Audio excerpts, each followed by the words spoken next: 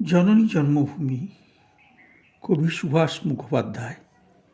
আমি ভীষণ ভালোবাসতাম আমার মাকে, কখনো মুখ ফুটে বলিনি। টিফিনের পয়সা বাঁচিয়ে কখনো কখনো কিনে আনতাম কমলা লেবু। শুয়ে শুয়ে মার চোখ জলে ভরে উঠত।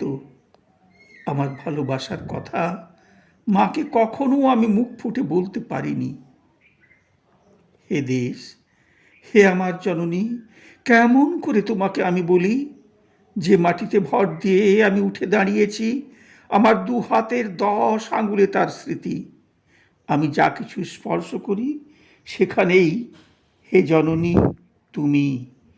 আমার হৃদয় বীণা তোমারই হাতে বাজে।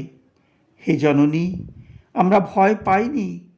যারা তোমার মাটিতে নিষ্ঠুর থাবা বাড়িয়েছে, আমরা তাদের ঘাড় ধরে সীমান্ত পার করে দেব। আমরা জীবনকে নিজের মতো করে সাজাচ্ছিলাম, আমরা সাজাতে থাকব। হে জননী, আমরা ভয় পাইনি।